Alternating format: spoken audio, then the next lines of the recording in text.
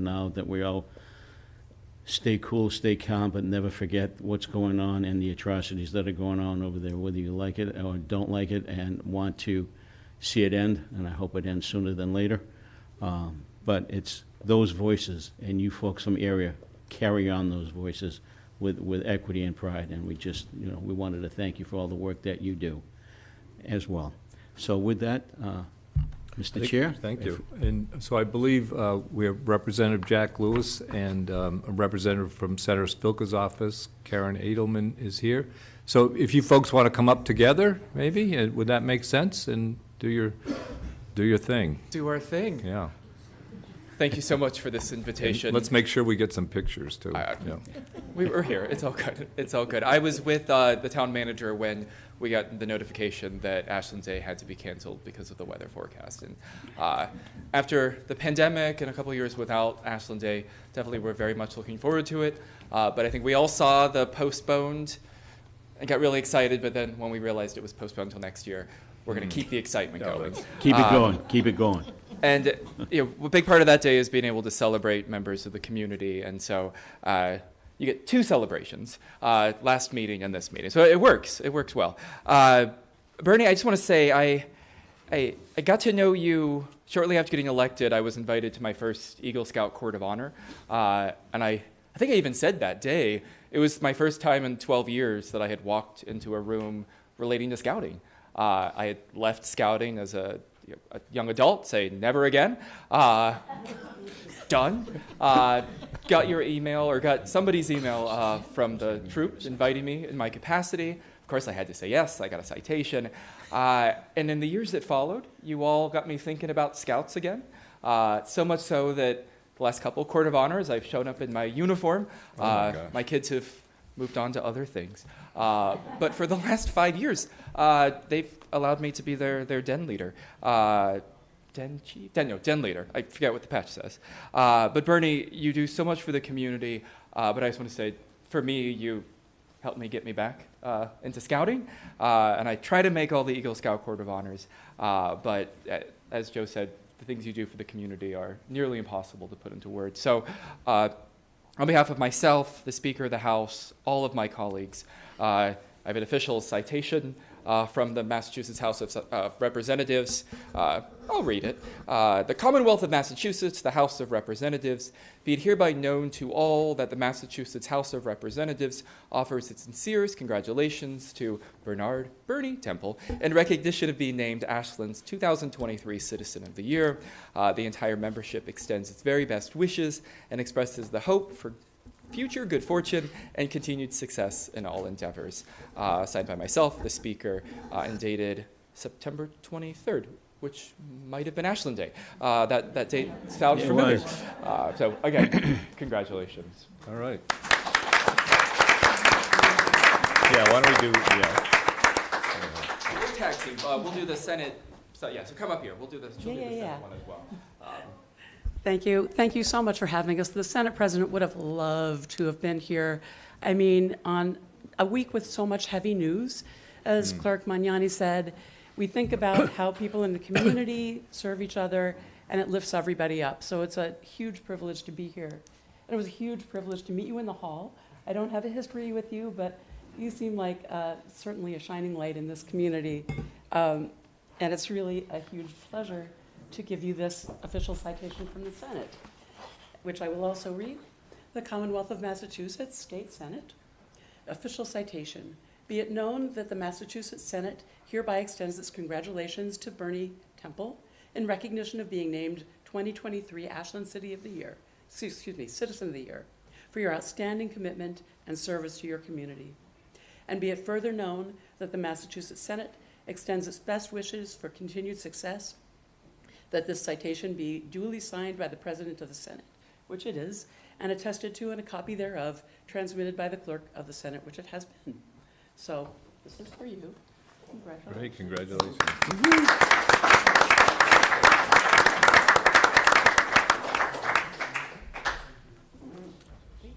Yeah, let's do area. Yeah, Bernie, you told me you had a long speech ready to go. I didn't hear the one from last time. So I'll keep it it short. All right. I kind of got sidetracked a couple weeks ago. Wasn't quite expecting this here. It means a lot. There is a lot of hours that get put in with Boy Scouts. I also work with the Lions, and we do a lot of Eagle projects. We're just working on this last weekend. So somebody told me that my involvement with Eagle Scouts has been the numbers like 52 or 53 at this point. 53. I've been doing this for, I don't know, probably 15 years or so. Got involved when my son got into Cub Scouts, and the first day I showed up for the Boy Scout meeting, when he crossed into Boy Scouts, they handed me a shirt. And I was very adamant that I didn't want the shirt, but here I am. This is probably the fourth or fifth shirt I've had now. We do enjoy doing work with the community. We do with a food pantry. We get involved. We have a great pancake breakfast. We do it in March. You guys are more than welcome to all come. It's a good time. Great breakfast. And it's good to work with these guys sitting up here too. I mean, they do a lot behind the scenes, and I'm appreciative of all of you. Thank you very much. Thank you. Thank you.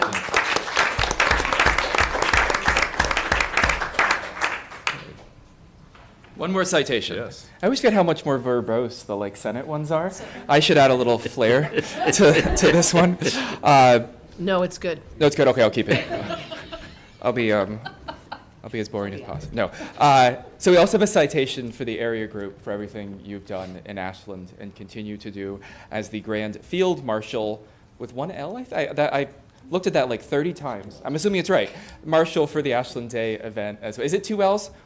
This is a collector's item because there is a typo. But I'm on your email list, and I know you do so much more. You're never shy about grabbing me at the farmer's market or around town when you see me. But I think you know it, but you filled a gap that existed in Ashland. You're supportive of folks who maybe didn't always feel like Ashland was a community that looked like them or welcomed them.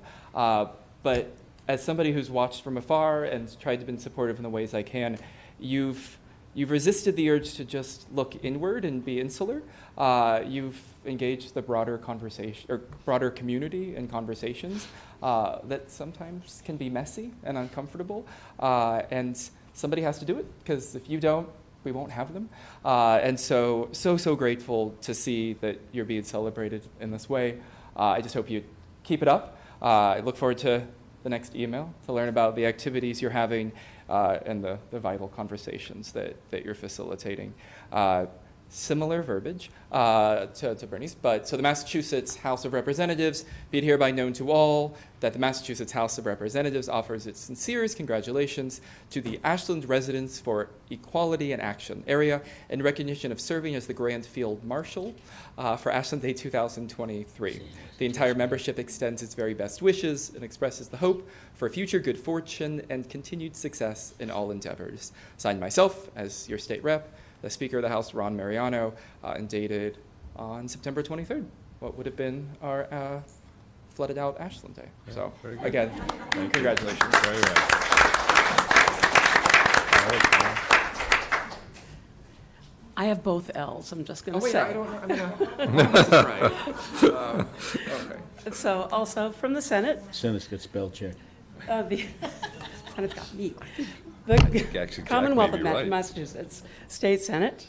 Official citation. Be it known that the Massachusetts Senate hereby extends its congratulations to Ashland Residents for Equity in Action area in recognition of being named Grand Field Marshal of 2023 Ashland Day, in gratitude for the support and awareness you've provided throughout the community. And be it further known that the Massachusetts Senate extends its best wishes for the continued success of area. That this citation be duly signed by the President of the Senate, which it has been, and attested to in a copy thereof, transmitted by the Clerk of the Senate, which it has been. So congratulations. All right, Margaret.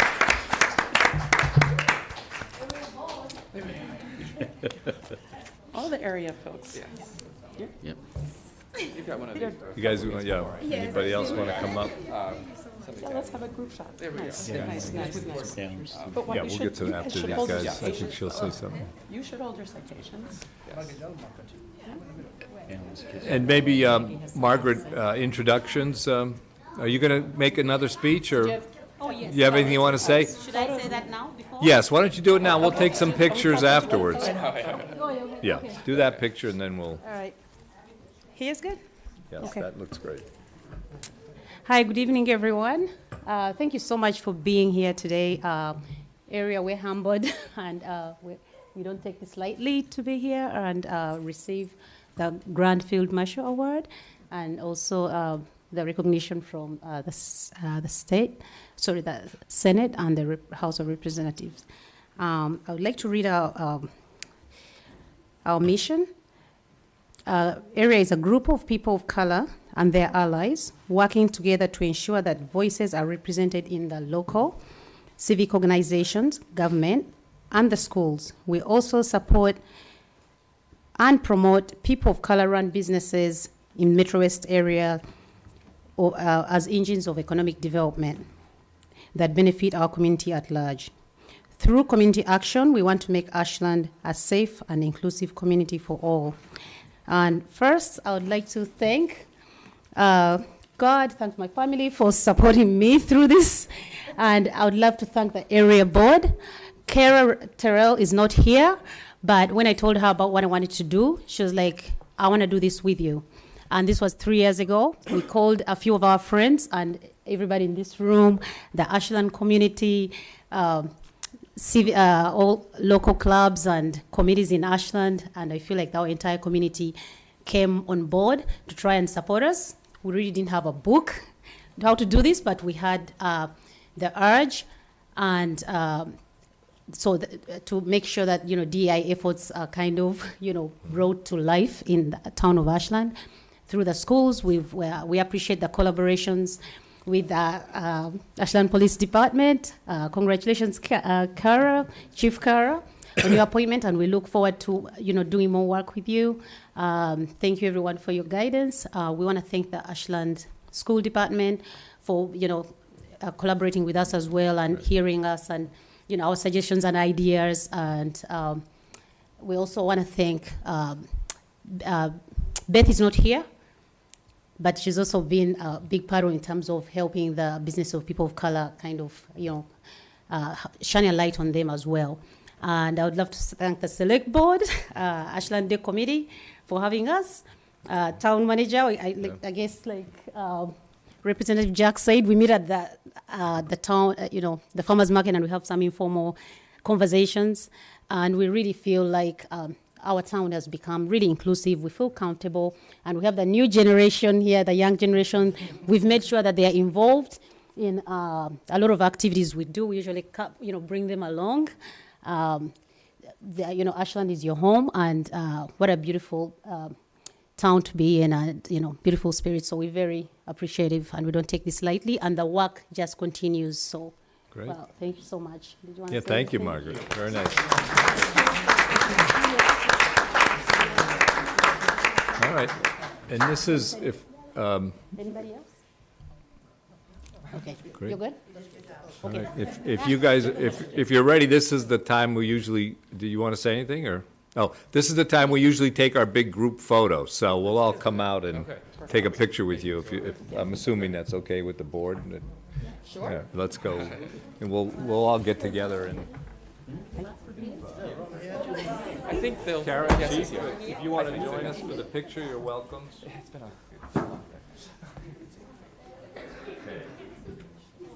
We need somebody with technical expertise. The guy.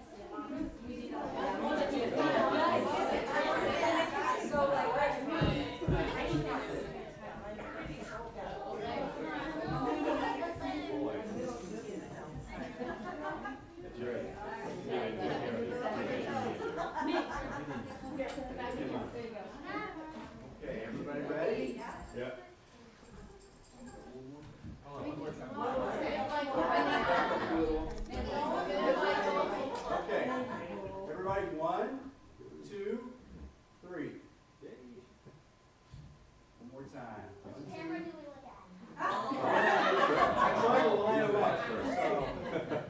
knows.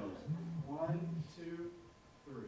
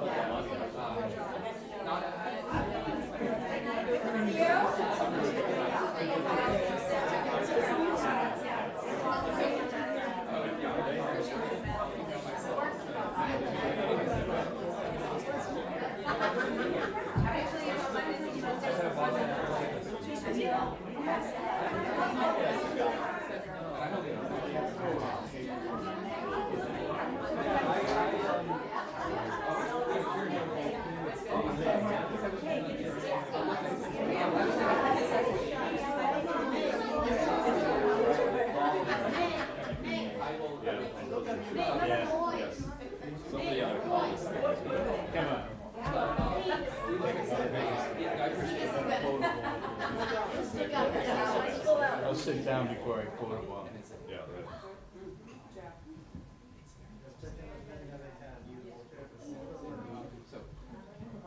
No photobombing in the back now.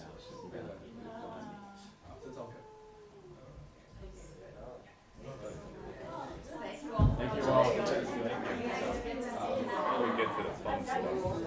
Yeah.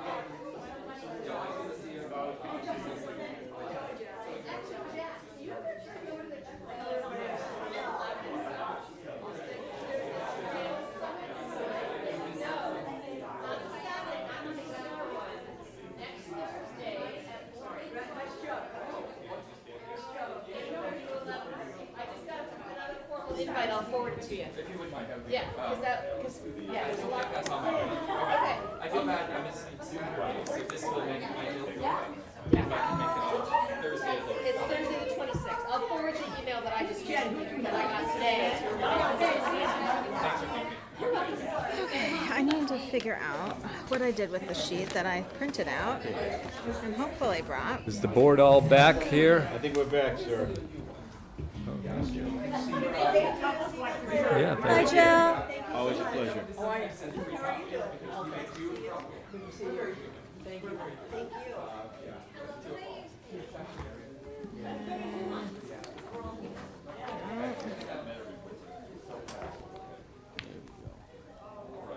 All right, I'm going to call us back into our regular agenda, if everybody's ready.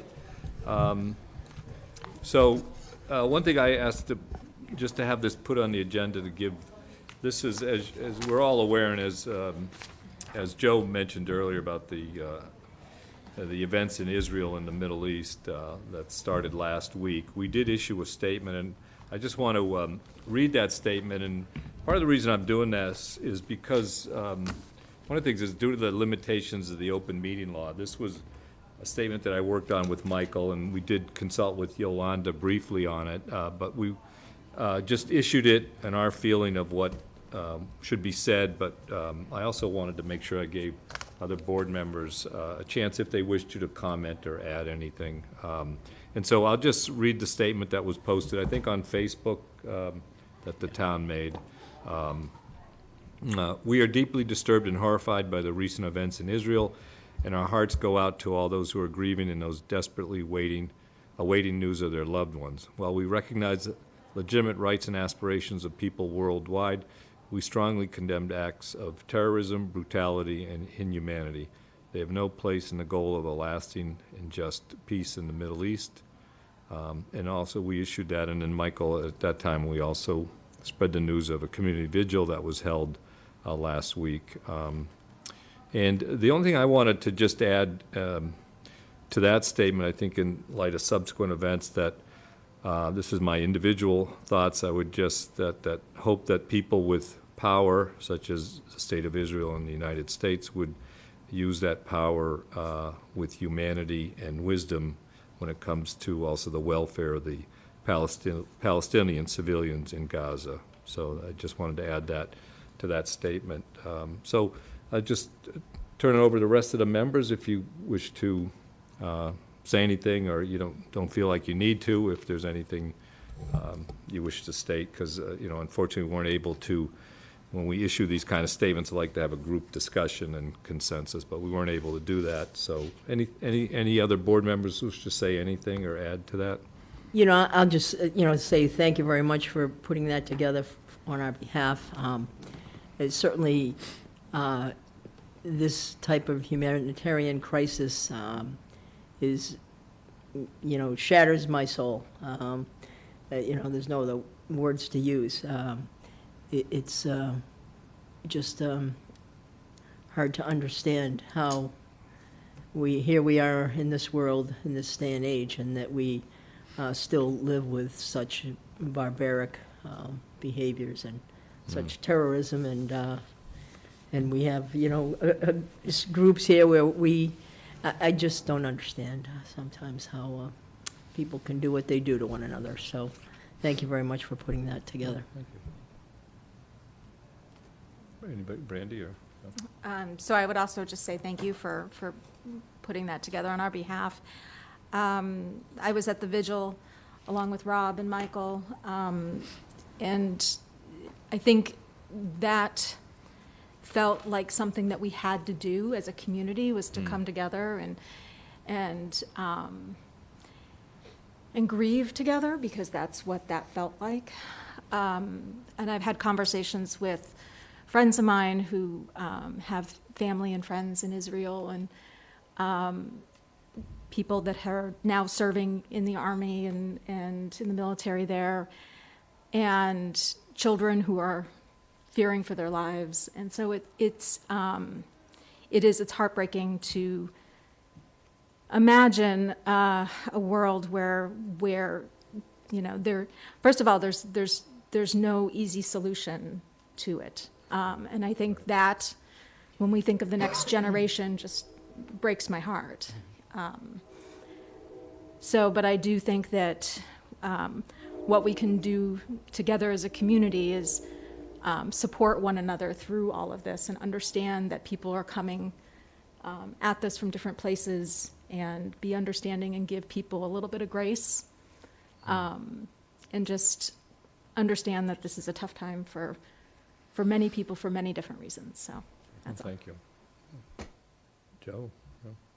Thank you, Mr. Chair. I briefly expressed my concerns and my feelings about this earlier. I commend and thank you for drafting and presenting that letter publicly. I think it's how we all feel. It's not something that we've grown up with this conflict ever since I can remember. Yeah. And it's unfortunate. I don't know if there's going to be a solution to this. We all say that we would love to see it, but it's up to two governments. They need to get together and settle their differences, and I don't know if that's ever going to happen. Someone needs to take the first step, and it's not throwing bombs at one another. It needs to, cooler heads should prevail, and hopefully, with what's going on over there today and having our leadership over there now trying to help diffuse this if it can be done, we just need to ask everybody to pray. I guess that's basically it. For cooler heads to prevail and people realize that this is not the future for our kids to be involved in. It's a sad state of affairs, and hopefully it doesn't grow larger into something that turns into a world conflict that, you know, it's just sad. It's really sad, and it's frustrating. And I'm sure it's more frustrating to those folks that live there and, you know, under severe, worry as to what's going to happen in not just the next day or the next hour, but within minutes of what's going on over there. So, again, let's hope that our leadership prevails and their leadership and Hamas's leadership can get together and try to resolve it. It did once, so it's not that it's not able to happen. It's are you willing to make it happen? So let's hope it does. So that's all. Thank you. Thanks. Yolanda, do you have anything you want to? Yeah, I just want to say that I remember when we heard about this as we were coming off our vacation, and just the idea that people can do this to each other is very hard to understand, as other people have said here on the board. And I would just say that I think we as a community are showing that we can care for each other even if we have differences. And my hope would be that those countries and those people can find a way to resolve their differences. Granted, it's a lot harder and a lot bigger, but I think we just have to work the way we can here in our community to keep supporting each other as we move forward with this. Thank you. Michael, anything else you wanted to add? Yeah, I have to say Michael wrote most of that statement. I did a few edits. I tried to take credit. We knew. Wow. Wow, this is a tough audience. Touche. It just amazes me because human beings have like the capacity to be the most compassionate and warmest organisms on the planet, and yet you have some people who just choose cruelty and destruction as a way of life. And as humans, we also have the capacity to rationalize things, but I just don't understand how you can rationalize some of the things that have happened. I don't know how your mind can twist in that way.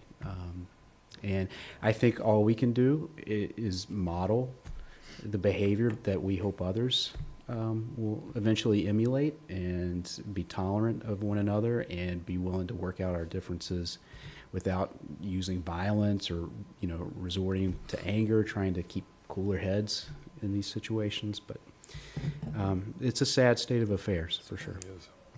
All right, thank you. And all right, so I think, so we'll move on to the next item in our agenda. So, which is, before we do citizens participation, we've got an actual human being in the meeting with us who is on our consent agenda. Yes.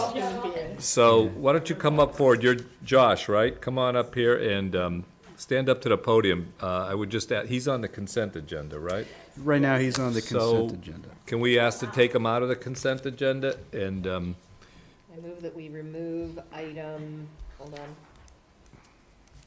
D from the consent agenda and discuss it now. all right, second on that? All those in favor say aye. Aye. Okay. Aye. All right. So now we Josh, can you talk were, about you. you were just gonna be a routine consent agenda. Now we're gonna interrogate you, so, Okay, bring it on. All right, great. I think you would mind being moved up Yeah. in the agenda. we So didn't have to- I reviewed your talent bank form, seemed very well qualified, so we're, happy to have you. Go ahead, tell us a little bit about yourself, and thanks for coming forward to do this. Sure, happy to. Barbara and Paul at WACA asked me if I'd be interested in the position. Of course, I happy to do it, and pending your approval, so I appreciate it. And basically, I've been an Ashland resident for close to 20 years. Oh, I have 2 children in the school district, one a senior, one in the middle school. And all 3 of us actually have been longtime volunteers with WACA, announcing Ashland High School sports. oh, that's right, yeah. Just about every one of them, including swimming during COVID. So at this point, Chase started when he was, my older son, Chase, started when he was in 6th grade. And, Swimming. Announcing. No, Oh, announcing. okay, okay. Swimming. And actually, we learned about the opportunity at Ashland Day. So he'll call back to earlier in the meeting. Great. Yep. And they were happy to have a 6th grader be on the air, of course, with some supervision. Wow. And it's been wonderful. It's been a great opportunity for him, a great growing experience and skill development, not just being on air, but just being able to express himself and think on his feet, things like that. He's inspired his younger brother, who has jumped in a number of times as well, including a girls' lacrosse game earlier this year. So, That's great. yeah. Very nice. Questions or thoughts from the board? Anybody else want I just want to add, I had a nice conversation with the folks from WACA, and they were very high on your list of doing wonderful things, and they're looking forward to working with you. There are some personalities there that I'm sure you'll know and appreciate, and I think you'll do them just fine, and look forward to your additional leadership with the Cable Advisory Council. Thank you very much. anything else? No, I'll just say that I've had the pleasure of hearing some of your play-by-play, and thoroughly enjoyed it, and it brings a nice additional layer to our sports. So I appreciate that, and I think your sons neither would need much oversight in that sort of a situation. And they both, too, know that they both have the skill to speak publicly. It's not always the case with kids at such young ages. So thank you for stepping forward. Thanks, Claudia. I think it's great that you've had the experience doing work for cable to then step up and be on the board, because you understand some of the issues that they're dealing with in regards to staffing and just trying to cover everything that they're doing. So thank you for being willing to step up and be on the board. Thank you. Yeah, I'm really looking forward to it. I'm really hoping we can establish more of a partnership with the school district and be able to pull more kids into this program and We're trying. more participation. That'd be great. I really enjoyed working with Stephen Marks over the years, and I'm looking forward to working with Kevin as well, the new athletic director. Oh, great. Great. And I would just note, you're taking the place of Kim Wales, who has resigned, correct? Correct. She's the one that, and so I wanted to thank Kim for her service, and also, and she resigned, my understanding is because she's now one of the registrars of voters, and Well, felt that. she's been a registrar of voters, and in reviewing some of our bylaws, she felt she couldn't be a registrar as well as be on the Great. WACA Good Cable for her. Advisory. That's really, So- so thank you, Kim, for your service as well. And, So and, just, so, go ahead. real quick, I've known Josh for a little bit of time these days, a little bit. And I was so excited to see that you had put your name in for this, because I think that you will become a strong advocate for cable access, which is really needed. I think WACA does an amazing job, and I think that between the coverage of the sports and our town government, and I mean, honestly, we couldn't have functioned as a board without the support of WACA during COVID. Yeah. And we rely heavily on all the types of live streaming and all sorts of communication that WACA brings, because we know that people get their information and get their entertainment from WACA. So thank you for all the work that you've done, on the one side of the mic, and we look forward to seeing what's going to be the next chapter for WACA. So thank you. Thanks, Great. Brandy. So we're ready to, Sure. I move that we appoint Joshua Abrams to the WACA Board of Directors effective November 1st, 2023, for a term that will expire on October 31st, 2026. I'll second that. motion's been made and seconded. All those in favor, say aye. Aye. Opposed, no. Congratulations. Congratulations. Thank you. Thanks, Thank you everybody. for doing. Thank you. Mr. Chair, if I may, Yeah, sure. Just one of the things I wanted to bring up is Barbara had reached out to me yesterday, and I think it's only fitting to say this now, that actually Friday, October 20th is Community Media Day. Oh, And so, again, thank you to WACA and Josh, thank you for your service and continued service. And, yeah, so let everybody know, Friday, Okay. Community Fran. Media Day. Very good. Okay, and don't forget Ashland Hopkinton football Thanksgiving Day, live on WACA-TV. All right, there he This goes. involves a race now, too. Oh, Is it going to be live? Oh, Yes. that's cool. The football games are live streamed. Yeah. Yeah. Oh, all right. This is a home game, right? Yeah, yeah. Oh, We only do home games. We don't have the budget to travel. all right. Get you a bus. All right. Well, thank you, Playoffs, Josh. playoffs we travel. Yeah, I was gonna say, right, yeah. Okay. right. Thanks again, All right, everybody. thank you. Thank you, Josh. All right, Thanks, so Josh. now we're ready. Coming down. Yeah, real person, yeah. Okay. Every day I'm on the agenda. Yeah, very good. Trust me, that's a good thing. Yeah. So now I think we're ready Please for allot it. citizens' participation. Do I see anyone, see Mark, your hand is up. Go ahead, Mark. I think can he unmute himself? Yeah, okay. Yes, I can unmute myself. I noticed by now. Good evening, Mark Sony, 49 Hawthorne Road, Ashland, Mass. Three things all came up in the so far in the meetings. Is that thank you about the appreciation and consultants about what's going on in Israel. Because if Israel and Gaza could think family ties and all that all this would never be started, but they have their own idealisms that shouldn't clash, but it does, and this is what's going on with them right there. Two is to say about the Ashland cable is the if it wasn't for the being on the town for the town license committee, ACA would never have been around, but it's been around and it's grown to be all positive, all going good local channels for the town itself and for the home citizens, and to see how it's grown inexpensively and greatly is a good thing for what's going on in the future. Three is my usual question to the town manager. I know the comprehensive plan meeting is tomorrow night. Correct. And yes, I am going to be there. I have almost given up on the idea of being on Zoom because I know that I could not participate unless I'm there in person. So I am very grateful that I can participate in person with the group once they break them off into groups. And I appreciate the ground rules that got put up last time. That's good. 4, this house is, my dad is still up and around 98 years old. Still got a good heartbeat, a 130/86 blood pressure, Wow. 96 to 97 oxygen in his body. Caregivers to come here all throughout the day, morning, afternoon, and night.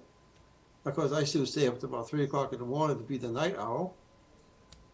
But all those are all good things. And if Israel could think like I think in my house, in this family, this war would be very short. So thank you.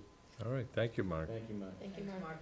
Okay, so, so our next item is, under old new business, is the comprehensive plan update. So who's doing the update? I can start it off, and Yolanda and Brandy, if you want to chime in. So as Mark mentioned, we do have our next meeting tomorrow night. And what is planned on the agenda is we have some administrative items that we're going to take care of, but then our consultant, J.M. Goldson, is actually going to lead us through an exercise. Really, the steering committee is starting to dig into some of the planning aspects of it, so that looks good. Website is up and running. Had a few tweaks that we needed to make, and that's happening. And so the data request that J.M. Goldson has asked for, which was pretty voluminous, Peter and I have been working on that, and we've got most of that done and completed. That's back data and reports, older reports, and So, yeah, that's about it from my perspective. I know there's other things, but I figured Yolanda and Brandy, you'd want to So, add to it. so I would I'll add. let you go first. 'cause Okay. you were at the Yeah. farmer's market. So, so the comprehensive plan was at the farmer's market on the 7th, on October 7th. We had some really good conversations. There was a lot of activity around our table, which was good. So thank you to the members of the comprehensive plan that volunteered their time at the farmer's market, and thank you to everyone that came out to chat with us. We have a couple of asks from for the, public asks, one of which is we are starting to collect photos of special places for that are going to be part of the comprehensive plan itself.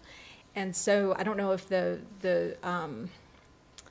we have a flyer with the address. I don't have it with me, Right. but basically I know that the website was having some like kinks in it with Yeah. the uploading of the pictures. That Is that all- has been fixed. Okay. That has been fixed. So we will be putting out a call to folks Oh, to, that's cool. to submit photos and be a part of the comprehensive plan.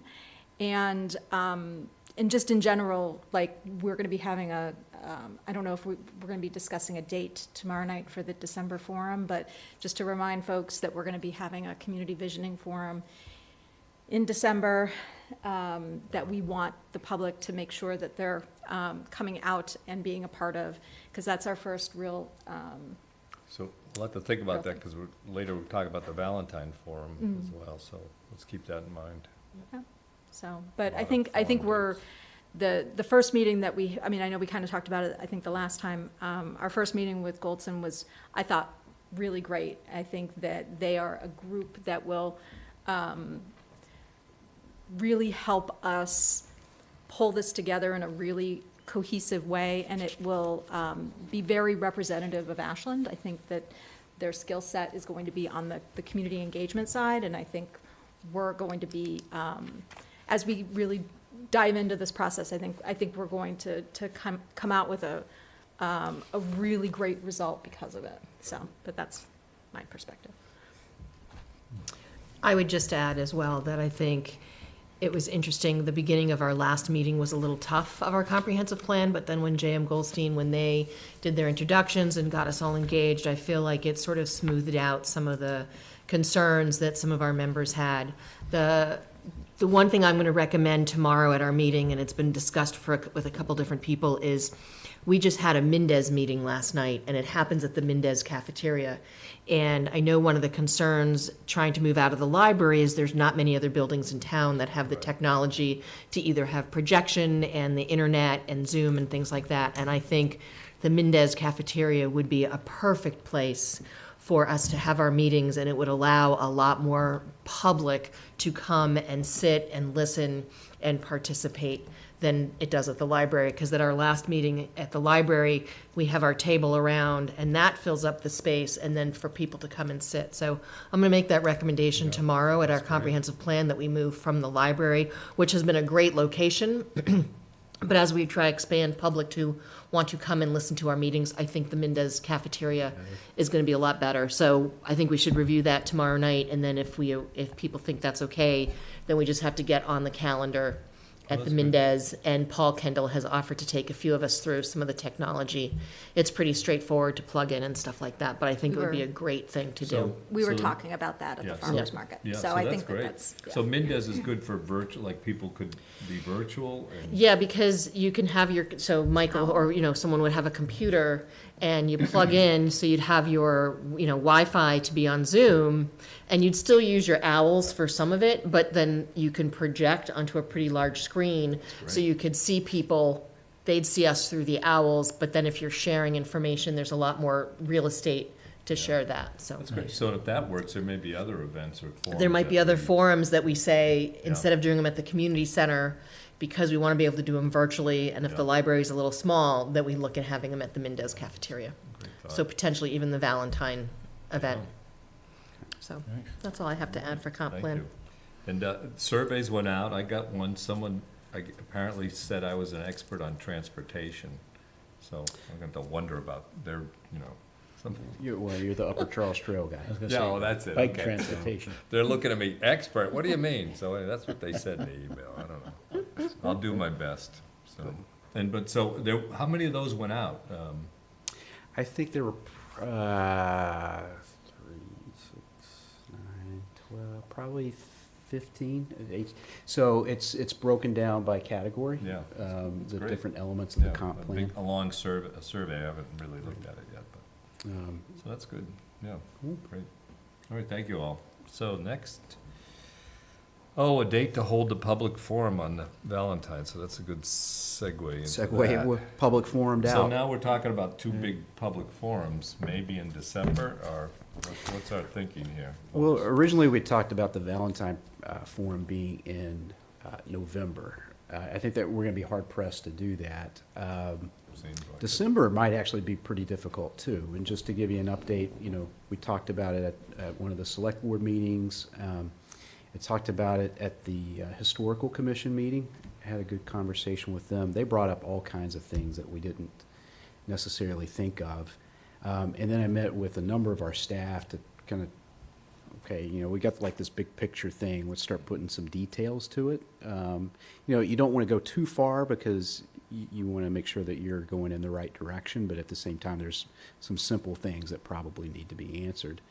And I don't know, I would say January is probably there's no real urgency to get it, like we have to get it done in December. I would say January is probably a much better date. I guess my only, not concern, but something to consider is, as we start looking at our 2025 budget, if some of the things that you've talked about doing in regards to the rec department moving there, then some of that we may want to include in our budget. And if we're too far along in the planning and/or the budget, are we then having to go back? And the other thing that I mentioned to you, as you said, Michael, is I'd hate for us to be so far down into the details and then go to the public and say, this is what we're thinking, and have the public go, oh, well, I don't want you to go that way, or how, so that's, it's finding that balance of getting public input on your plan and having enough detail or too much detail for them to go, well, you've already decided what you're going to do, so you're not going to listen to my input anyway. So it's finding that balance that I'm concerned about if we wait, or do we wait to do any of the more detail work that you're talking about until we have the forum and then go into it? Yeah, I'm hoping that we've minimized that risk simply because basically all that proposal is from the original public input. But still, yeah, I think we don't want to go too far down the road before we get an idea. But I would suggest that January would probably be, and I can come up with a better date by our next meeting. And Is that, people pretty much thinking that makes sense? yeah. So December will be the comprehensive plan forum, in January, the Valentine. That makes sense then. Okay. My only question is with the comprehensive plan forum, because that's really Goldson that's running that, correct? Well, they would put together the program on basically our direction. So there's a couple of things that we have to think about with regards to that. We have to think about, first of all, do we want to try to piggyback it with an event that's already happening in December? And if that's the case, what do we want that forum to look like? Mm-hmm. Do we want it to be like a traditional forum where you have, you set aside 2 hours and people sit at a table and listen to a presentation for a few minutes and then provide, or more than a few minutes and then provide input? Or do we want to have something that's a little bit more flowable and, people can walk in, provide input, and walk out as they're part of like the holiday stroll, if that's ultimately the decision we want to go in.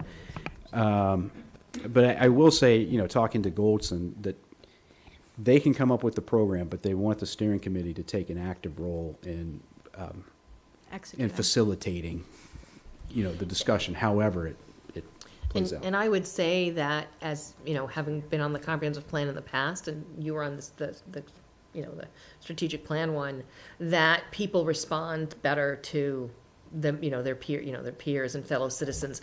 To Michael's point, I think Goldstein will help us sort of lay out what it's going to look like, but we're going to need to be there and take turns probably to facilitate and listen and sort of draw things out that we might know better than Goldstein about different things. Goldstein. Yeah, Goldstein. I'm having a hard time with names tonight. Some nights are easier than others, for sure. All right. Okay. So, okay, so we done with that? Then also, January. yeah, and the other reminders, we have a special town meeting in November, Yeah. right? So, ooh, Yeah, that's lot going why. on. Yeah. November 8th, the Tuesday, yeah. Okay, the next item is the discuss grant programs, the BAA grant and Select Board Community Grant. And Susan had raised some questions, and I think, Brandy, you and Sure. Claudia want to discuss those? or- Yeah, so if you all remember, I think it was a couple months ago at this point, we had approved sort of a new program for the BAA grants, where we broke it out into two separate programs, because historically, we've always had what we call the BAA grants, but the funding mechanism for from the runner's account was always only to official 501c3 organizations, because that's legally what we can provide. So we would open it up to the whole community, and a couple of things were happening. One was that we weren't utilizing the funds in a really productive way. We had a large account balance at the end of each, after we allocated all the spring grants. And so part of it was trying to figure out a better way to utilize the funds. Also, for those organizations that weren't 501c3, we had funded that out of the Select Board's gift account, which has a different funding mechanism, which is the Warren Conference Center fees, which does not have quite the same level of funding as the runner's account. So that being said, we changed it so that the BAA grants, people could apply instead of $2,500 to $4,000, and up to $6,000 per, basically for over the course of 2 grant cycles is what we had approved. And for the Select Board Community Grant, groups could apply for up to $1,000 with a total of $1,500 for over the 2 grant cycles. So it's a little bit of a more complicated process, absolutely. And so Susan had put out the call to folks to apply for the grants. And one of the things that had kind of come up from it was that like an organization that had applied the last grant cycle in the spring was saying that they weren't eligible for this grant cycle because they had received $2,500 last spring, where in reality, because they would fall under the community grant side, where, you know, in my frame of reference, and this is kind of why I wanted to discuss it, was, you know, I was thinking that this program was like a clean slate. Like we were starting from, you know, not looking back at the last grant cycle, because this is a new program. It's got kind of new rules. And so, you know, my thought, and again, I want feedback from you guys, is that, you know, should we make this policy retroactive at all? Or if I think it's cleaner if we just kind of on a go-forward basis say, you know, this is the maximums per cycle, per 2 cycles. That way people understand sort of what they can apply for. So when you say 2 cycles, you're actually talking about 1 year, because you have a spring and you have a fall grant. Right. Okay, so it's 1 year. I think that's where the confusion was a little bit with Right. respect to that. Yeah, well, so one of the things that Susan had asked was whether or not it could be changed to a calendar year, which I understand it would probably be easier from a, you know, kind of a. Conceptual, yeah. The only issue is that we're starting this in the fall. So it's hard to kind of do a calendar year because we're starting it in fall. So, you know, my suggestion is this is a new program, we start fresh. Everyone can apply for $4,000 for the 501c3 or $1,000 for the community grant, and that the maximums kind of get applied in the spring if they decide to apply again. So it would never matter where in, say, an annual cycle you were. So if you might apply in the fall and then again in the spring, or you could apply in the spring for the first time and then again in the fall. So it wouldn't ever matter whether or not they were, it's just whenever you applied the first time, that's your first time. And then, you know, Claudia and I, as the subcommittee, would just look at what was allocated the last time around, just to make sure that the maximums weren't, you know, weren't over. Right. We weren't over on the maximums. So it'd be rolling, Yes, essentially. it'd be rolling. Yolanda? Does that make sense? I know it's kind of, I know it's really, it can be confusing to kind of think about it, but. So I like the idea that we're setting these new amounts, that we start with this cycle with that new program. I can understand from Susan's perspective that it's easier on the calendar year, but I also think that there are going to be some people who aren't going to apply now because they don't need the funds now, and they'll apply again in the spring, and then they can go 2 cycles if they want. Or there might be some people who apply now and they might not need the full 4,000, so they might apply for something less, and then they can apply up to, so I think that it should be effective as of this grant cycle, splitting out the 2, and then, as Brandy said, that as the subcommittee, they'll have the list of who got stuff in the fall when they go to look at stuff in the spring, and not worry about what happened in May of this year, but start it as of this year, this grant cycle, and just let it be on a rolling basis, depending on when people apply. And then I know Susan has asked that if that's what we're going to do, that we extend the application timing so that it can be made clear. So I would almost recommend, I think right now the application deadline was On the 10th. the 10th of October. Yeah. So I would say we push it to the end, either the end of October or the first Friday in November, one of the two. Right, the 31st is a Tuesday. If we extend it to that Friday, that might be better. Yeah, I like the Friday. I like the Friday because then we'd get a couple of bites at Michael's newsletter, right? There you go. Well, right. Yeah. I just had, does anybody here remember the kind of the balance in the community grant? I know it's a small lower. Do we know just generally what we're talking about? I know we set the $1,000, yeah. I know we set, or you suggested the $1,000 based on the balance, but. I want to say it was like 32? I want to say it was pretty low. Something like that. And we also allocated, so the gift account we use for other things too. Like we just allocated $5,000 for the Nyanza Memorial Site. If you give me a minute, you go ahead and keep talking. Yeah, Let's that see was if I through can- the gift account. Yeah. Okay, so, Yeah. the gift account being the community grant, or the?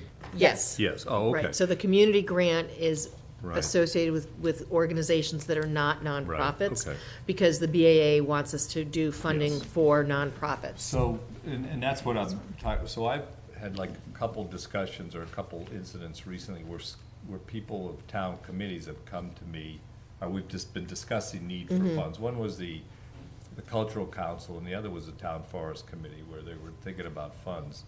And so I guess I'm wondering, so that if a town committee is looking for funds out of the gift account, right now their max is 1,000, and I think the And 2 cycle. 1,500 I think for 2 I have cycles. 48,000 in my notes. That's probably for That for sounds the. about Oh, right. 48, For so their that's a little bit gift- of money. the yeah. For the gift gift or the BAA? Oh, for the gift, okay. Gift. Right, so if it's a town committee, they're not a 501(c)(3), Right. they can do 1,000, and then if they come again in the second cycle, they can do another 500. Right, so I guess what and we just had the example of the Nyanza memorial that we voted more. So I Right, but guess that I'm was, asking- that was outside of the grant Right. process, that was Okay. us just seeing the Well, need and. so that's my question, you mean, we're talking to a committee and say, wow, it'd be great to give them some money, is that outside of this policy, or how would that work? Or should we look at putting language in the policy that allows for something like that? I guess that's my question. So, I mean, do we want to make an exception for town committees involved in special projects, or allow that possibility? So I think that gets that gets to be kludgy because, for instance, the Ashland Public Library, applies for a grant, and they are not. And they would be under this. They would be under the community grant. Yeah. Because the Friends group can apply under a 501c3. They're a 501c3. But I think if we start saying certain committees can and certain committee, like I think it's cleaner if we stick to the grant cycle. Right. And then if there's something outside of that, then we handle that as a one-off separately. As and a that's board. as a board. Someone Like, would come and make a request to the whole board Correct. outside of your subcommittee. like, for instance, if like the town forest had that, they had wanted that ATV years ago, and, That's a- you know, yeah. that's a separate, that's almost like a capital, Yeah. you know, a capital purchase anyway. So I guess depending on what they're looking for, you know, but if they're just looking for funds to fund walks and to fund Yeah. speakers and things like that, they should be able to work within the grant, Right. the All grant right, so I process. think as long as we have that understanding, if someone's coming for a larger ask and feels they should get more funds, that's something that we'll handle, discuss as a full board outside of this process. Is that what we're, kind of how we're seeing it working? So if a group comes in, I'm sorry.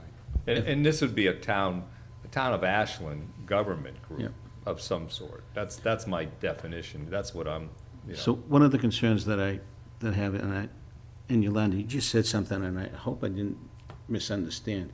You just mentioned that the BAA is looking for the towns to spend their money in non-501(c)(3) groups? Was that? No. In Oh, for in, profits. for. That's part of their. That's one of the part of issues their that we've legal- had in the In-profit. past, is if they're not a nonprofit, we can't use the BAA funds.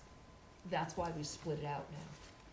Okay. We did it before, but it would be the same process, right? Everyone would fill out the same grant, and Susan would look at it and go, okay, we can use these funds or we can use these funds. Gotcha. And now we're separated, we're making it much cleaner from our perspective, as well as for people's, as well as people applying for funds, that they know if they're a 501(c), they can look to get more funds than if they're, if they're not a 501(c).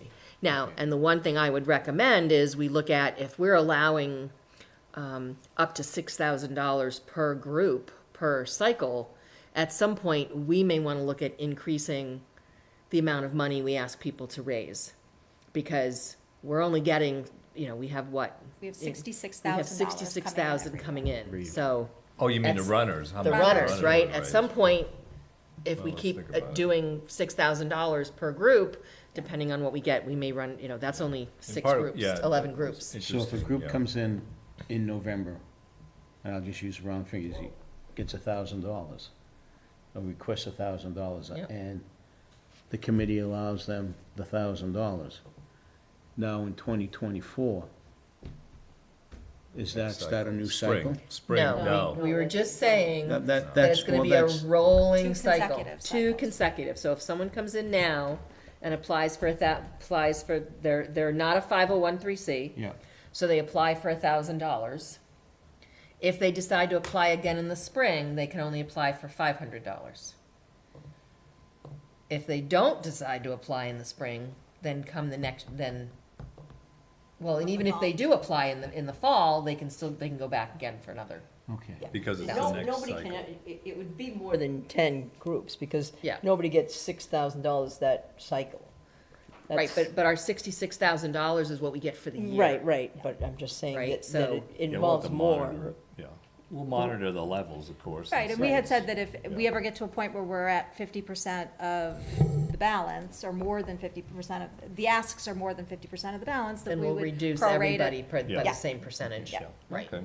I think that's a good idea, Yeah. rather So- than picking and choosing. Okay, so I think we're ready to do a motion. I mean, I just I wanted don't to know make that sure. we need a motion. No. Oh, do we? I think Okay. we voted For all the this vacation. before. This was Yeah. just a So, but conversation. we're gonna to move the clarify. due Just to date clarify. to. Right, so okay. we're moving the due date to that Friday after Halloween, which I think is the 3rd, I think it is the third. right? So Yeah. November Wednesday's 3rd. First, second, third, Yep, so Yep. November 3rd will be the Right. deadline, it's a Friday. Yep.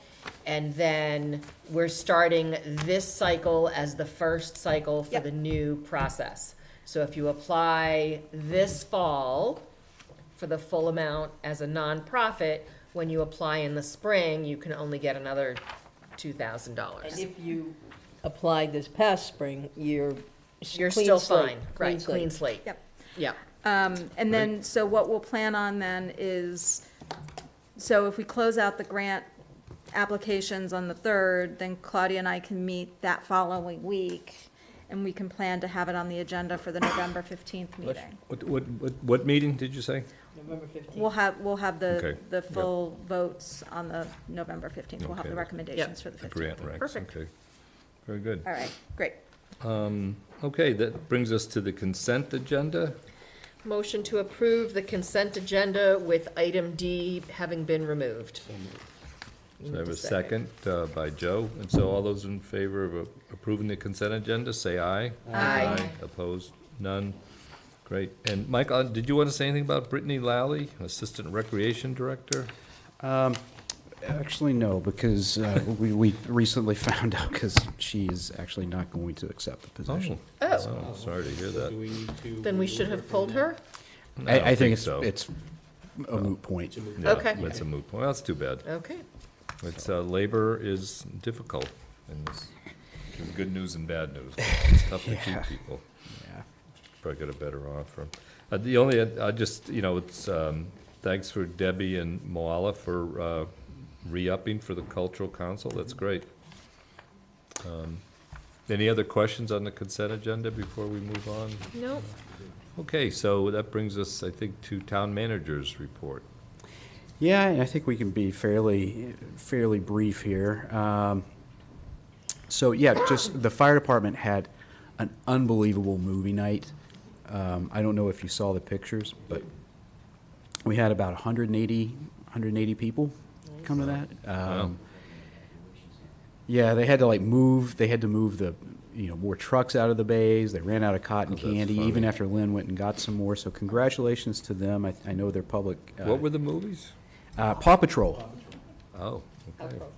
Paw Patrol, and they had a Okay. great open house too as well. So had plenty of people That's there. pretty funny. So it's nice. It's nice to have a new building that has an apparatus bay that can hold trucks and kids. Wow, that's so something. It's pretty awesome.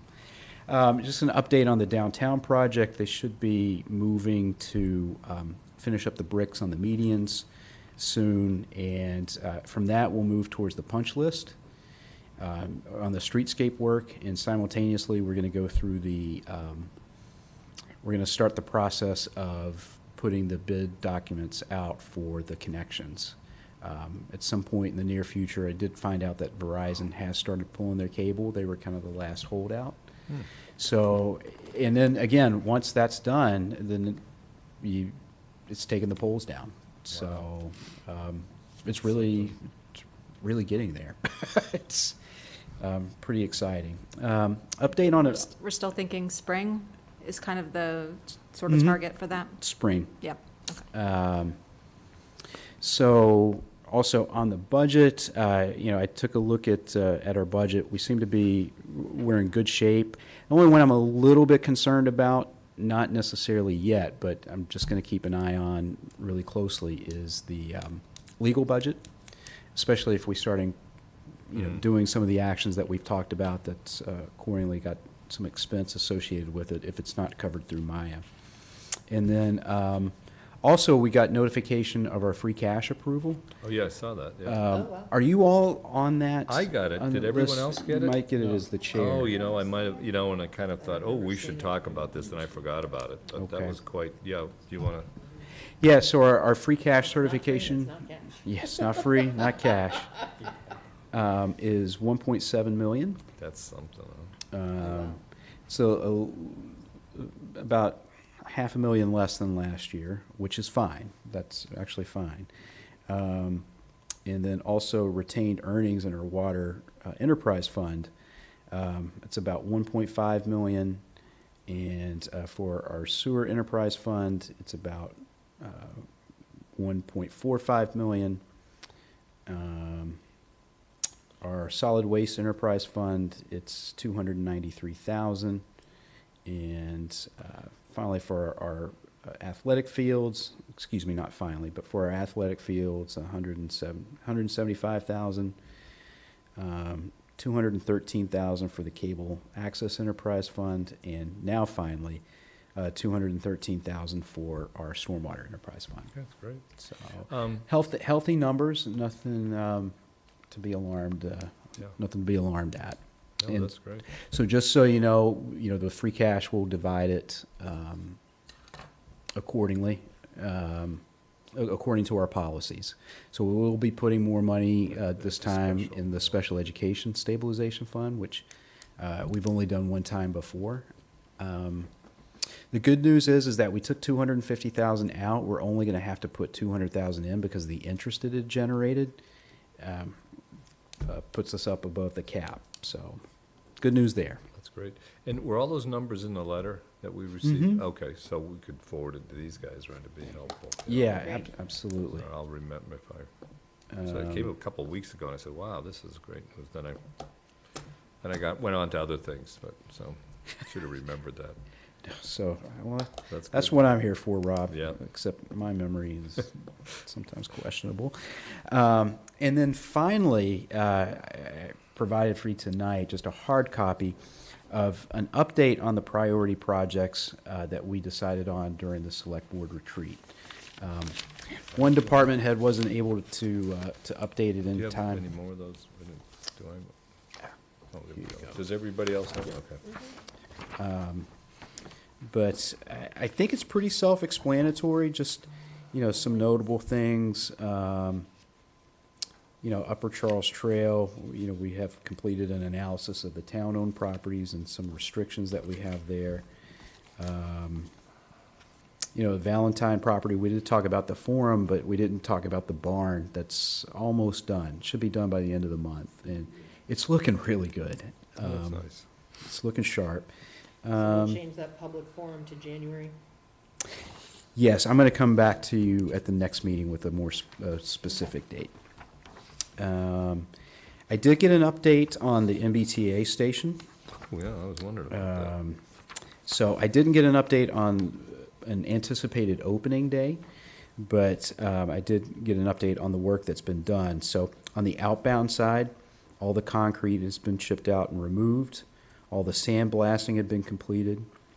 The steel pans had been removed, and about 90% of those have been replaced. The awning has been removed, and some of the steel cross beams are being replaced. Now, on the inbound side, that's had all the concrete removed and the pans removed, and the contractor is sandblasting the steel and evaluating what steel needs to be replaced. So then they will start removing the metal awning on that side in the next couple of days. So they're And actually working. It's hard to tell. 'cause it's you hard go to tell. by It and- really is, because you go there. It and doesn't look any better.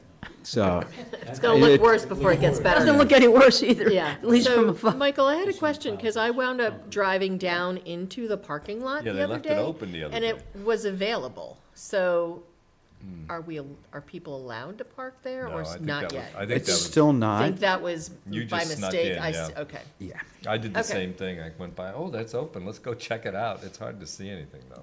Yeah. Yeah. I think that they're moving equipment, and that's sometimes, because at the Different access staging road is areas. open at times too, Yeah. and Okay. I've seen them moving That's unfortunate. equipment down there. Did you so get a from feeling, one are side they to the actually other. gonna do something on the part that potentially replace the crossing? Crosswalk? The thing That's over- my understanding. Yeah, It- that's to be a big deal Yeah. if they do that. They might just, I think they're evaluating exactly, like I said, if how much of the sandblasting would actually help, or if they Yeah. just need to go through and. There was, I don't replace know what they were things. doing today, but there was smoke coming out, and I don't know if that was It was probably sandblasting. sandblasting. Okay. It's really cool. Sandblasting's really fun. It really Yeah, is. looks like it. So, Is it gonna, is it gonna be painted, look better? I mean, what's the Interesting end, do we have a picture of the end product anywhere? no, we don't. And it's been difficult to really Yeah, kind I of know. get something. It's been difficult to get updates. Right. Frankly. Big- Clock or blue? Oh, I that mean- would You be don't want it interesting. painted blue, because then you don't want it painted blue, because then they have to maintain it, and it's gonna deteriorate again. So, You want it yeah. as simple as possible, clean and simple as possible, I would think. Yeah, I mean, you want to protect the steel Right. somehow, so you don't end up in the same situation. But Yeah. Well, I'm sure there is, to Joe's point, there's probably ways that could be attractively painted. Yeah, as if it was, opposed if it to- was painted, I would think that would provide some protection. Yeah, I'm too. sure they're gonna paint it. The question is what, you know? It'd be the same ugly gray that's battleship gray, you know, that kind of Yeah. thing. Also, pretty soon, Clover Road Brewery, that will be moving forward to the Great. boards and committee stage. So, That's great. Have they That- This is great. contracts and signed and everything? lease has been, we just need to get the signatures on those, and like I said, then we can move forward with boards and committees. So it When are, needs when to- are they expected to open? Spring, if all goes well. Oh, good. Nice. So planning board and I conservation? believe they just might have to go to historical? conservation for a stormwater permit. Okay. But, And to us for licensing. yeah, for the Yeah. liquor licensing and stuff. so. Okay. Okay. Right, so relatively straightforward. Is it just site review for planning board, or is it, Think so. are they asking for a special It's permit? Site Oh, plan. Jen, can you chime in Yeah, on that? it's site plan, and they'll need a stormwater permit, so they will be going to conservation. Okay, So, okay. so we'll see how that Good deal. goes. All right. Joe. And that's about it. If you have any questions on these, Yeah, this I'll is obviously great. reach out Look to at you. it, yeah. I want to say thank you for this. I know it takes a little while to do this update, but if every couple of months we could get this, I think it would be helpful. The one question I did have in looking at this quickly when you gave it to us is there's a couple of them that says waiting for info on funding. Yeah, I didn't get a chance to really review, that came in really late Okay. today. So Okay. we have funding that's allocated, as you can see Yeah, because like there's on the funding columns. next to it, so, okay, okay. You can tell that comes from one department head. Yeah, well, you know, their name is next to a lot of items, so it's understandable. Okay, thank you. You're welcome. All right. And that's what I had. JB, did you have anything? Not unless do you want to touch upon Citizens Academy? You want to put that on our next meeting? No, I think we can touch base on it. So one of the things that we talked about at the retreat is doing a Citizens Academy. So that's an opportunity to take a class of citizens and basically teach them about the inner workings of government and different departments, and it's over a period of months. And Jen has really been working with the department heads on putting that together and just kind of the curriculum, if you will. And Jen, do you want to go into a little bit more detail on that? Sure. So what we're hoping is that our first class would be probably limited to maybe 10 to 15 people, just so that we can work out sort of logistics and make sure that we're meeting everybody's interests and needs, and that we can kind of make it an interactive process. So that we want to make it, pretty interesting and make sure we can have opportunity to answer questions, have maybe tours of some of the facilities. So keeping it reasonably small. We're thinking about maybe doing a preference to community members that maybe haven't served on boards or committees, for the mere fact of maybe access to some of the town departments, and maybe those folks that haven't yet been involved would have some questions and not know necessarily how to access that information, and maybe also garnish some interest in future board or committee work once they go through the academy. So right now we're sort of looking at maybe an 8 to 10 week program. We'll break up by departments or sort of services or functions or operations. I'm hoping to put out just a very quick, almost like a talent bake form for an application in November, and then sort of work through that and have it kicked off in January. And that would allow us to go through basically an 8 to 10 week class that will bring us right up to town meeting. I'm hopefully getting people engaged on things that would be on the warrant, perhaps ending with a ceremony at the select board where we can sort of recognize people for completing the program. But we were thinking about doing sort of an overview of what your government looks like at a local level, and then talking to department heads. So breaking it up by public safety, public works, finance, health and human services, and some of our programmatic work, and then obviously community development, and probably having to split that up where it would be building, economic development, and planning 1 week, and then health, conservation, and probably sustainability on another week. And and then sort of working with some staff that kind of interweave all of that, such as IT, and figuring out how, we can show their support, and then having town clerk, elections, and talking about town meeting at the tail end of the program. So trying to line it up with real life exercises so that people can sort of see how and when they can be engaged with all of us.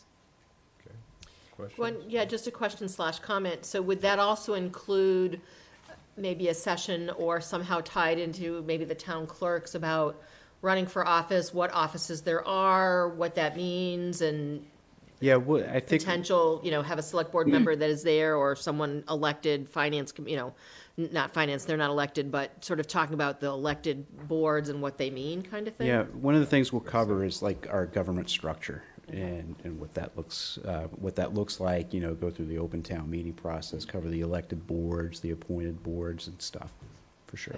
Yeah. I was gonna, what kind of curriculum would you have for like all the different committees, all the volunteers and the elected officials, and how that all works in the town government? Would be a good part, right? Others? So question, so is this something that is going to be, like, what is the time commitment like per week for the average person? Because I assume most of these are during the day, right? Or is this like an evening? This would be evening. Oh, okay.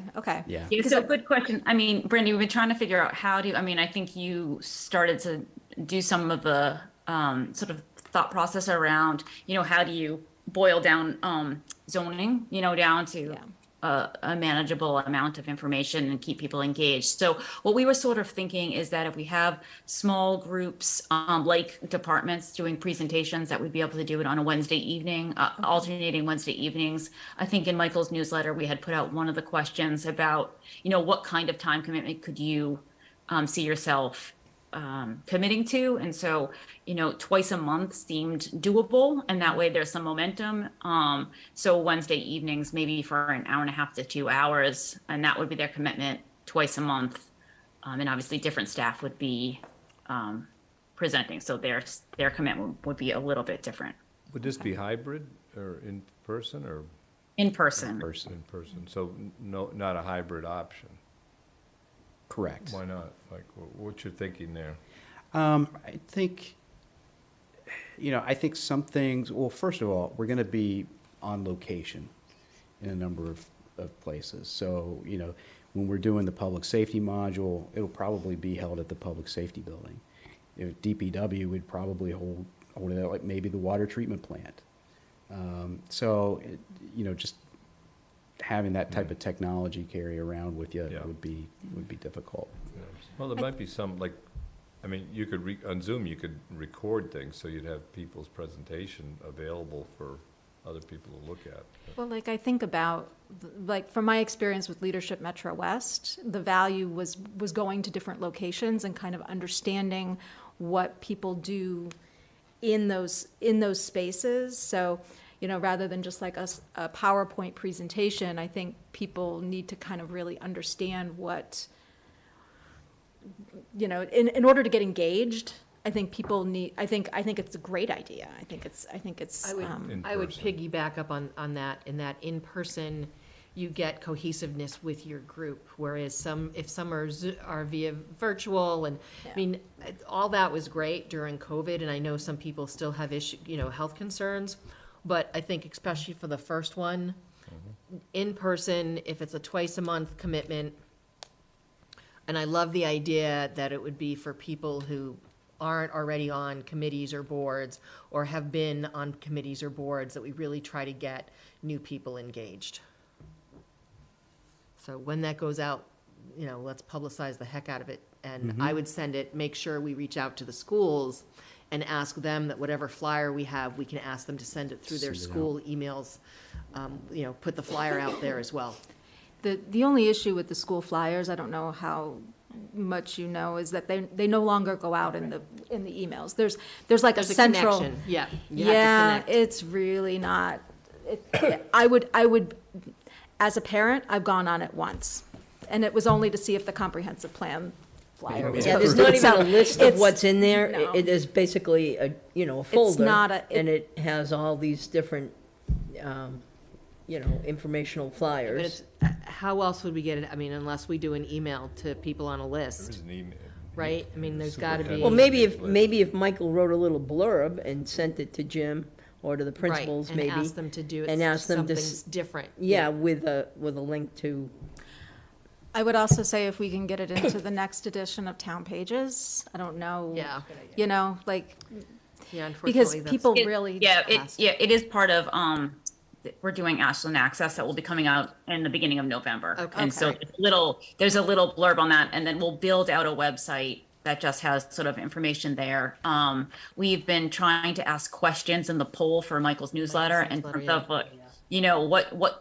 what topics within some of the departments are most interested to you, so that we can make sure that if we're doing presentations, so we'll be taking that data, but sort of, starting to sort of tease that out through the newsletters. But there will be a small article in the Ashland Access. Okay, okay, great. Sounds good. Thanks, JB. So Michael, are you? That's it, I'm done. Very good, okay. All right, so that brings us to board reports. You want to start with Claudia? Are you ready? sure. Yeah, I don't have too much. We had a school building committee meeting last night. I think the exciting, there's always something exciting happening over there these days, but, they've been working on the feverishly on the playground. And indeed, the playground will be available to students within a few weeks, and it looks great. I saw them today, they were putting another coat of paint on the, I think the paint itself is actually some kind of special paint, in the underneath it is some kind of rubberized material, so. Is it Battleship Gray paint? No, it's blue and green. It makes me want to be able to go play on a playground again. Oh, that's cute. Yeah, it's pretty nice. And there'll also be a basketball court that will be available at that time as well. It won't have the lines painted, and then the bus loop is being completed, and the bus loop is going to be, finished soon. And again, at the same schedule, these projects will be available, I believe, turned over to the town, basically, at the same time. And that will get the buses and the parent drop-off completely separated. The way it should be. Yeah, I mean, that's the way it was designed. So really, great progress. They've got a few other things they're working on over there. Next week, I've been invited by Senate President Spilka's office to the Citizens Legislative Seminar for a couple of days. So I'm headed in there, and so I'm looking forward to that. Great. All right, Brandy? Thank you. So, a couple of things. One thing that I was thinking about, I had seen a post on one of the myriad of bulletin boards on Facebook that was talking about, leash issues, dog leash issues in the town forest. And the post was basically saying, the town should, enforce, and, there's a myriad of issues with enforcement because you have to be in the right place at the right time and, other things. But it got me thinking a little bit about, how we communicate our leash laws and what the ramifications of dogs being off leash could potentially become, because we see that when we have dangerous dog hearings, which are by far and away the most awful thing we do, because it ruins everyone's lives, and it's difficult. So I wanted to see if the board would support, kind of like, I'm happy to work with like our communications team in trying to put together some social media posts, some information out there about just letting people know what they should be doing and what they should be aware of, because we're not going to be able to enforce every single off-leash dog, but we can help communicate what the ramifications of that could potentially be, and what to do if you're bit, what to do if your dog is attacked, what to do if, because there is a process in place to reach out to animal control, and file a report. So just making sure people are aware of it. So if the board and Michael were supportive of that, I'd be happy to kind of work on that a little bit. Do you want to be on the agenda for the next meeting to discuss this, or well, just let us know, I guess. Because I think this is important enough. It should be on the agenda when you're ready to discuss or whatever, I think. You know, Sure. So. Sure. So just let us know when Okay. you're ready. But that's, I mean, that sounds good to me. I think the more information we can put out there, the better. And then, you know, I think people don't think through.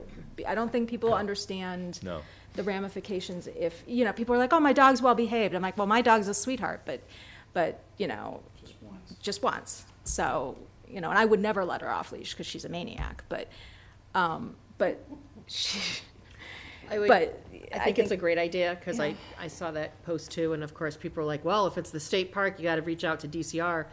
And I would say that this applies to all property in Ashland, right? Any of our open space, you know, stuff like that. I would also recommend you touch base with Donna Walsh, our animal control officer. She may have some information so that you're not recreating it. Yeah. She may have some information or that she has access to from the state or something like that. And also, you So- want her to buy into our, you know, whatever we're putting in. Yeah, absolutely. She should, like, understand and Yeah, agree. okay, I think further Yeah. discussion. Yeah. Okay. So, but I think, you know, if you guys are supportive of that, we can do that and then put it on a future meeting. Okay, sounds Great. good, thank you. And then the only other thing I wanted to just say was, we closed out Corner Spot with Fall Fest this last weekend, and there were, I don't know how many people, but hundreds of people Look, at Fall I Fest. saw the picture. 400. The drone pictures were amazing. That's what I saw. So, Thank you, Paul. Paul did the Thank you, drone Paul. pictures? I was wondering who the drone was controlled by. So I just wanted to thank Beth Reynolds and Melissa Hayes for a really great season at Corner Spot. And then, you know, we've seen so much success come out of Corner Spot, and it's just become a real community place, not only for these sort of signature big events, but also for movie night and for cultural things like the Ashland Indians use Corner Spot and the Moms Club. And so it's really become this major community spot. So just wanted to thank them for all their hard work this past season. Also, the Ashland Farmers Market is closing out their regular season this next Saturday. And I just wanted to thank all the volunteers and the board for all the work that they do, all the high schoolers that show up exceptionally early in the morning to set up the tents and deal with us cranky people at me. So, and then also just there's trick-or-treating happening next week here in Town Hall and around. So next Wednesday from 4 to 6? Yes, and if you don't mind, just Sure, go ahead. It's actually being expanded a little bit from what we've done in previous years. So kids will come here and they'll get a pass that they can then use to go to Sub-Zero, Crossroads Physical Therapy, and get candy and treats there, and then end up at the Ashland Public Library. But I would encourage you between now and then to go downstairs and see what the finance team has. I was going to say, it's got to be Brittany. Oh, downstairs, I'll have to So- do that. That's tonight after the meeting, we could go down there. So just wanted to wish everyone a happy Halloween and come on out to Town Hall and the general downtown next week. It'll be a fun time. So that's it for me. Great, thank you. Joe? Thank you, Mr. Chair. Couple of quick things. This past Saturday, Yolanda and I worked the farmer's market. Needless to say, it was a great day with no rain, which was the first one in a long time. And some of the concerns that people had when they came and spoke to us on at our table had to do with some street conditions on Green Street and Hilldale Road area. Some of the ruts and turrets that they were concerned about, because especially on Green Street, there is a deep drop down there, and they were worried about that area. Yeah, in the back area there. Excuse me, Green Street, is that right off of the one that the area, I know it's real steep, Yeah, right where you hit the road. Green So and was something Hilldale and happening there? after that, yeah, they were concerned about that. Okay. There's a construction site there. Is Yeah, that Oh, what that's they're they're- what's they're going building a on, home okay. there, right. Yeah. How they're able to get a home in that little section of property, that's, I'm sure they got a special permit. I'm sure, anyway. Housing. Housing, I know, housing. There were some sidewalk concerns. Gentleman came and was a little concerned about some of the sidewalks downtown. And it wasn't funny, but it was the way he made his concerns. But it was, we understood, and we told him that some of these things are on a list to get everything done and resolved. So he was pretty, Specifically Cherry Street, yeah, no sidewalks on Cherry no Street. sidewalks on Cherry. It's on the list. Yeah. And the explanation was provided, but I don't think he was satisfied with the explanation, but it was provided anyway. And then a young couple came in with their young children. You had just left, and I wish you were there, but they were worried about speed around town, especially in some of the developments. And the cut-through in Algonquin was a concern for them, where they live down in a condo area. And I said, it's a private area, it's posted 25 miles an hour, but, we'll talk to Chief Rossi and make sure we can, get some, visibility down there with traffic. And they were very pleased about it, and they were thankful, and they were happy about it. I'll put this up. This is our annual town Halloween parade and party. It's gonna be a Thursday this year. First Kids Nights Out is the Friday before Halloween this year. And so so we had to change everything around, which was, that's not a problem with us. That's always a great event, and, having worked it a number of years ago, I'm sure it's just as great as it was back then as it is now. And so 6 o'clock to 8 o'clock is the time. We meet at Montenegro Square. And if it's good weather, we will parade down to the new Mendez School. I still have to find a path to make sure that we don't cut across anything that's being worked on. So we'll put. Everything's pretty fenced in, Joe. Fenced in right now, so yeah. So we'll probably go up to the main Yeah. entryway where the sign is and go that That's gonna route. be the best. Yeah, so I think that's what we'll do. And everybody gets goodie bags, they get apple juice, they get Dunkin' Munchkins and all the good things. And first and second place prizes, and different age groups get $25 gift certificate to Target. And mums and dads, if they get dressed up too, they get, there's a costume award for them, and it's a $50 gift certificate to Burnham's Manor. Oh, So, Very nice. so if you can do it, that would be great. And lastly, I would just like to say that I get concerned about what's going on in this world, and I pray every night that this gets resolved and cooler heads prevail, as I worry about not only my children, but my grandchildren. And, so, and we all need to worry, and hopefully cooler heads prevail, and we end up in a world of love. There was a sign I saw. It said, "Why do we wish people rest in peace when we should be living in peace?" Great thought, and I'll leave it at that. Thank you, Joe. Thank you. Couple things. So I'm actually going into Boston for my MMA policy meeting this Friday, which should be good. Fun. And we are going to be discussing the governor housing bond bill. So we've got some yeah. details on that. So our next deal. meeting, I'll bring that discussion back and where things are with that. Next week on Thursday, we have our Metro West Regional Collaborative Trails meeting. This should be a really good one. It's taking place at Loring Arena. If people are interested, they can either email me and I can forward them the invite. It's a discussion about the trails and how they're connected, not only in our region, but through the Massachusetts and how they're going different places. Framingham has made some real progress in their connection to the Bruce Friedman Trail north. So it's always a great event to hear what other communities are doing. Yeah. What time is it? When is I that? believe it's 8:15 to 11:30 on Thursday, the 26th. next.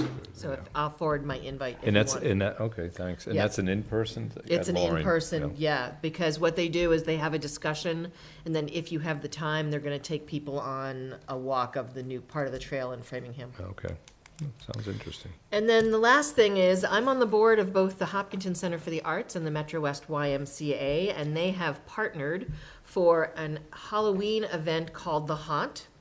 And it is a haunted town called Deadwoodville.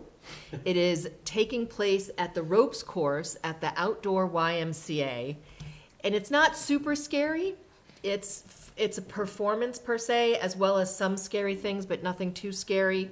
This is its first year. The price is pretty low for what you'll get. You can either go to the Hopkinton Center for the Arts site or the Metro West YMCA site, or you just look for The Haunt. And it should be a lot of fun. And if you go, you will see me there, but I won't tell you where. Okay. That's funny. So I will be there Friday. So I'll be there more than just Friday and Saturday, but the tickets are available for Friday night, Saturday night, and Sunday. And on Sunday, they have a family-friendly version the first hour, so 5:30 to 6:30. So if you don't really like scare, but you still want to go to This is it, interesting. that you can go a little bit earlier. That's cool. No, they will not make kids cry. I mean, it is recommended 12 and up, but the family-friendly version, a little bit younger. But they should be, it's not really that's conducive cute. to strollers, because it's literally in the ropes course. So you're walking through the trails and through the ropes course. And the ropes course is used, so I'll leave it there. There is no rain date. If it's pouring down rain, it won't happen, but even if it's drizzly, it'll be happening. Yeah. Yeah. What's the date on, did you say it's multiple? It's 3 nights, the 27th, 28th, and 29th. It's from 6:30 to 10. The last walkthrough starts at 9:30. That's interesting, okay. And Sunday, it starts an hour earlier, and like I said, it's a kid-friendly event. Okay, great. And I'm glad some of the things are digs at Hopkinton and not That's of good, us. all So right, very good. Oh, if you go through it, They you'll deserve it. see that. they got an elevated bike lane?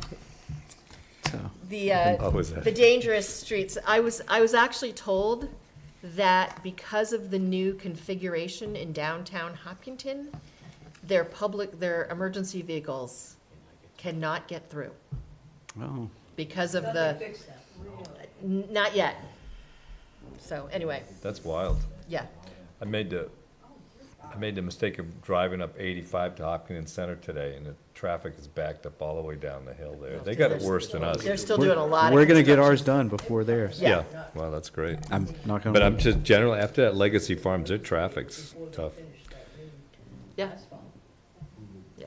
Anyway, that's all I got. All right, thanks, Yolanda. I just a housekeeping thing, in December, I just wanted to at least touch on our December meeting schedule. So, usually we're the first and third.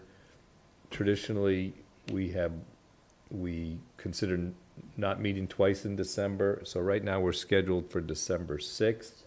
So, what's the thinking? Should we just keep that one date for December and not schedule anything else? With the thought that if something comes up, we'll meet. But does that sound good to everybody? That makes sense, rather than trying to shift it and, people have other. All right. So just so for your planning, so we'll meet December 6th, and right now we don't have any other schedule for December. Okay. We, Totally fine. yeah, All good. so you can live without it. Checking my calendar now. Yeah, right. The MBTA Commuter Rail Committee and the, which I chair, and the Sustainability Committee of the Advisory Board had a joint meeting, I think, on Monday to listen about the MBTA's commuter rail electrification and schedule update. So, we had a long meeting, but I think just a quick update. They are serious about electrification or moving ahead on other lines. They're not really, the Framingham-Worcester line is really just slated for what he called good repair and improvements in the short term. So there's no distinct electrification, was my understanding. But they are looking at, the other big news was the locomotives that they acquired, I guess, in the 70s and 80s are approaching end of useful life and will need wholesale replacement early in 2034 or something like that. So that's a big budget capital cliff that they're approaching. But they seem to be, sincere about electrification moving forward. Apparently, there's a new kind of diesel fuel which has a lot less carbon in it and less particulates, which sounds great. And they did talk about the schedule a bit. There were some kind of apologies for the way they implemented it without enough information. And they are, and we talked about some of the issues with the new schedule, which is kind of, but we did get a commitment from them to deal with us directly, with the advisory board directly when reviewing the schedule, and to increase their public outreach about it in general. And if you remember, well, probably Brandy knows this, I don't know if the others, but, trying to get the new schedule ahead of time was very difficult. And so that was something I said, okay, so what's the new schedule? And you couldn't find it. So anyway, that's just a quick update. So they did commit for better public outreach and more discussion, and then some review with the advisory board. So that was good.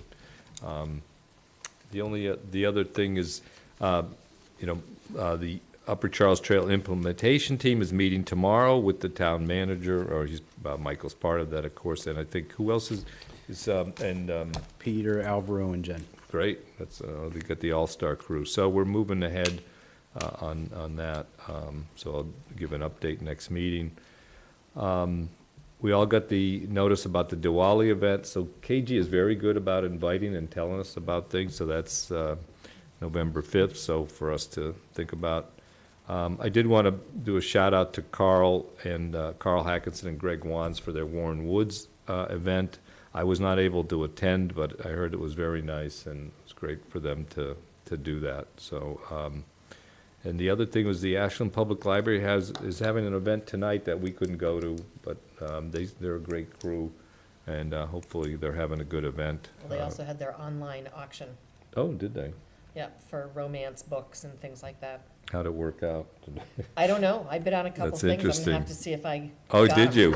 I don't for know. you. It ended at 8, so hopefully They were no doing one really stepped well in the and- first day or two. Yeah, there Nina was was some. really happy. Some of the Oh, wow. items went That's for great. some real money. I was like, wow, yeah.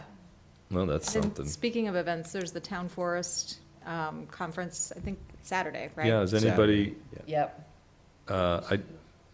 anybody go, I know Michael's there emceeing, anyone else attending? I'm not, but, so it seems like a good event, so. I did, while we're talking about events, I have been suggesting to people that if they're holding an event and they want us to attend, it doesn't hurt to send us an Invite us, yeah. invitation. Yeah. Like KG's very good about that, and like people may think, oh, I'm doing a lot of publicity, but sometimes we miss things, and it doesn't hurt to ask, especially if you want a long speech from me, And we get invited to the flu clinics, too. Oh, that's Yeah, good. That's a and I'm wonderful- early. Yeah. All right, so I think that's it for me. Mr. Chair, I forgot to add one thing. Yes. My bad on it. Just an update on the MBTA zoning group. Oh, yes, met, very good. And it was a very productive meeting. And looking at the GIS maps that we've been utilizing through DPW, some of our work may not be, as rough as we thought it was going to be. That's great to hear. So at our next meeting, we'll have more of a definitive group. Should we put you on the cool. agenda, or why don't you wait and let us know? Give us another meeting to Yeah, yeah. go through that, and Okay. that we will have more definitive. That's great. Maybe we'll Answers move to some forward of the in that, questions, yeah. yeah. But it's moving in the right direction, and we're very pleased with how it's going around. Now, if UGC can pull through, that would be even nicer. Yeah. So, Sure. that's it. Thank you. All right, thank you. If there's no other items, Motion to adjourn. Second. all those in favor of adjourning? Aye. Aye. We're adjourned. Thank you all. Thank Good night, you. everybody. Thanks, Jen.